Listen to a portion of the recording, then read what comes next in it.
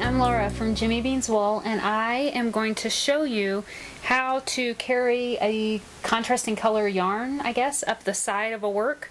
So if you're doing something like a scarf or a hat, something that requires stripes and for you to change colors, you know, every 2 rows or every 3 rows, maybe even every 4 rows. I wouldn't do it much more than that. I thought I would show you how I do it. I don't know if it's the right way or not. So here's what I've got so far. I've got a light blue, this Cashmerino Aran by Debbie Bliss, and then a dark blue. And then here's what the back looks like. So this is where I started with the dark blue. Obviously, here's the tail. And then here's the working light blue yarn, and here's the working dark blue yarn. Can you see that? That's beautiful. Okay. So what I'm going to do, now it's time, since I just did 2 rows of the light blue, to do the dark blue. So what I'm going to do is take this dark blue and start knitting with it, and I just do it this way. I kind of wrap it around. I don't really know any other way. I mean, I'm going to start knitting with it like this to kind of lock this light blue in place. So, see, you can kind of see that the light blue is up front here. Is that what I'm going to do? Actually, no, I'm going to do it this way, so that the light blue is like this. Like that. And that kind of locks the light blue into place. Then Do you do that every row? Like yeah. If you were going to do 3 or 4 rows of the dark blue. Yes, if I were to do 3 rows or 4 rows, let's say, of the dark blue, then when I get back to home, if I were to call this home, I would lock it back into place. Now here because see where the light blue is now? It's kind of locked in there, as opposed to just hanging all willy-nilly over there. Here's my continental purling. Here, I'll purl as fast as I can. Zippity zippity.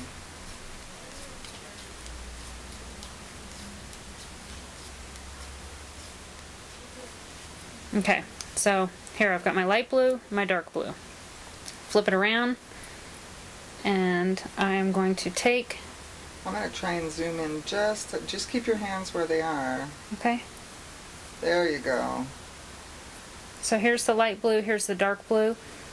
I'm going to take the light blue and make sure that it's kind of locked over, that it locks this dark blue into place. Like that. Does that make sense? That makes perfect sense. Right? And we'll check my progress at the end of this row.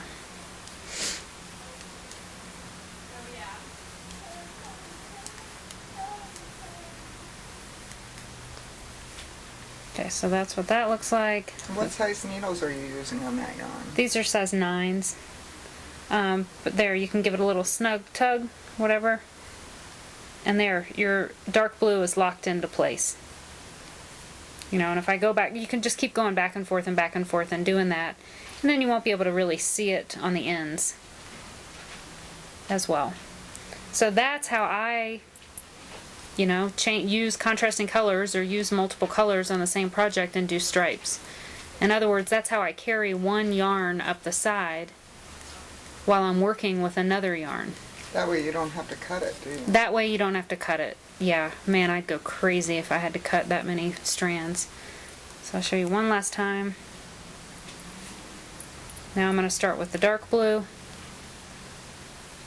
So we'll just lock this dark blue, you know, make sure that the light blue is locked down there. Move your hands down. There you go. Put that in.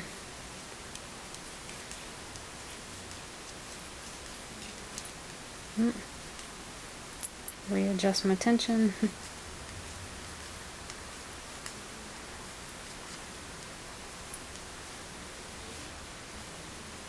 And if I look at it again, you know, there's the light blue.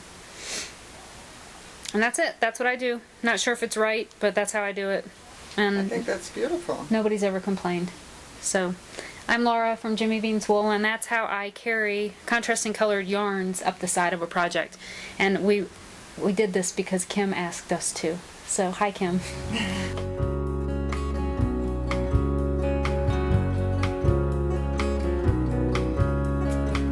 Thunder rumbles on this American summer night. There's kids on the corner stuck in a switchblade fight,